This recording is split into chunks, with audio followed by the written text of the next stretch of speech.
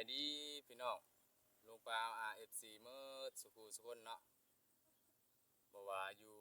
พังไทยพังลาวต่างประเทศต่างแดนนะพี่น้องวันนี้ก็กลับมาพบมาพอกับอาใหม่คือเก่าพี่น้องเนาะก็สิมาอนามัยส่วนพี่น้องเนาะอนามัยฟังน้องสะพี่น้องเด็ดตัดนี่แหละพี่น้องใบโพสิไข่เนาะแล้วก็เสียหอบ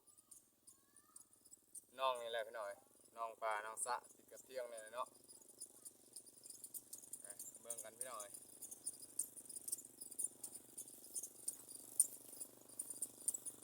ปลาไม้กับสิเกี่ยวเอารถนะพี่น้อง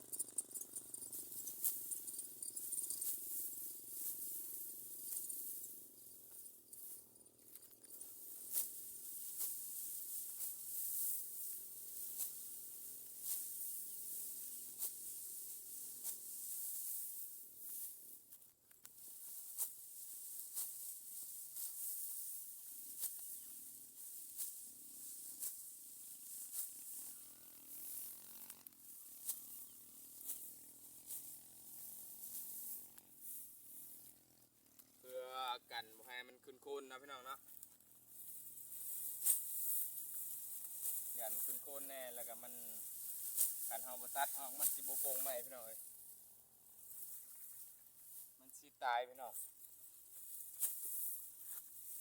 มาตัดใบมันออกแล้วมันก็สิบ่ตายเนาะใบตัวใหม่มันก็แตกขึ้นมาใบอ่อนเรื่อยๆพี่น้องก็สิ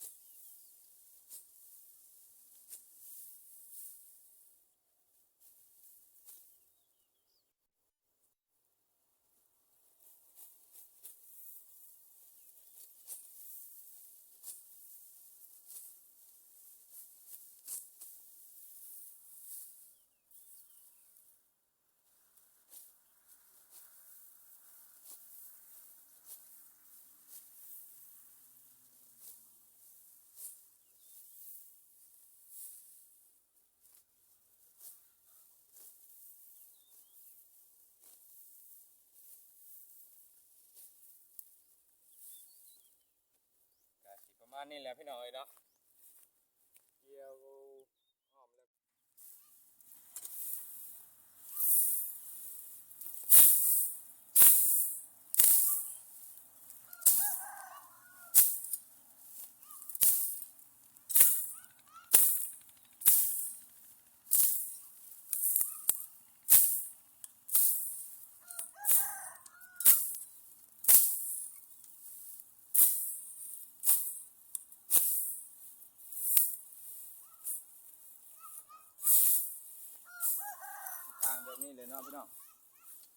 แบบนี้แหละพี่น้อย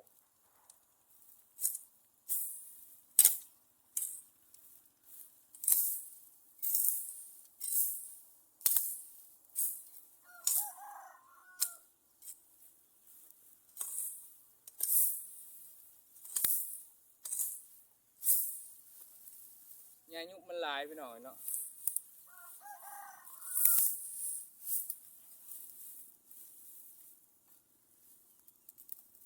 มีแต่เครือยายุหมดนี่พี่น้อย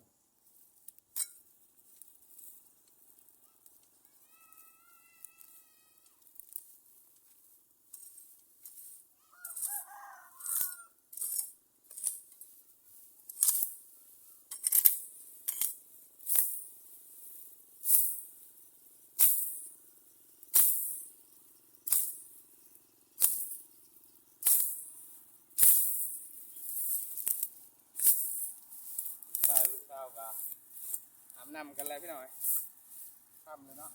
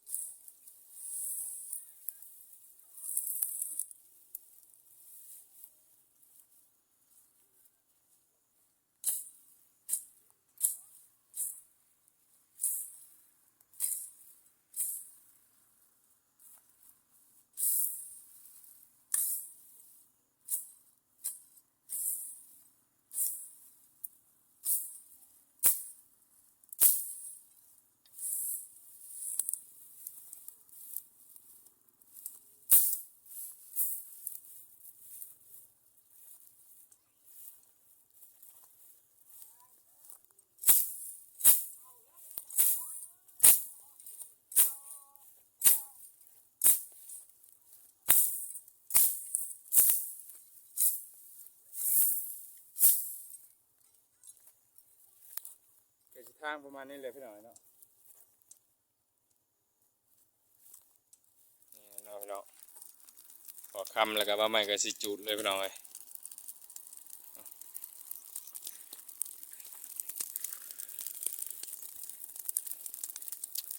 โอ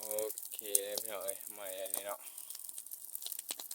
ตกแรงมาใหม่ก็สิจุดเลยแบบนี้แล้วพี่น้องเอ้ยอันนั้นใหม่ไปนำมือเล็กๆมือน้อยพี่น้องมือนี้ก็บ่แล้วซ้ำพอได้ตัดอันใบหัวสังไข่แล้วเนาะตัดหัวใบหัวใบหัวสังไข่แล้วก็ทางเลยน้อยหนึ่งพี่น้องเอ้ยกับมืออื่นสิได้ทางต่อพี่น้องเนาะโอเคเนาะพี่น้องสำหรับคลิปนี้ใหม่ก็ขอจบไว้ซ้ำนี้ก่อนพี่น้องเอ้ยขอบอกขอบใจลุงป้าSCมือสุขุสุกคนเนาะที่เข้ามาเบิ่งมาชมคลิปมาใหม่ตั้งแต่ต้นจนจบฝากกดไลค์กดแชร์กด Subscribe ให้หน่อยพี่น้องเอ้ยเพื่อว่าเราจะได้มีกำลังใจเฮ็ดคลิปต่อๆไปให้ลุงป้าSCมือสุขุสุกคนเข้ามาเบิ่งมาชมตื่มเนาะนี่ก็คำแล้วพี่น้องเอ้ยสำหรับคลิปนี้มาใหม่ขอกล่าวคำว่าสบายดีพี่น้อง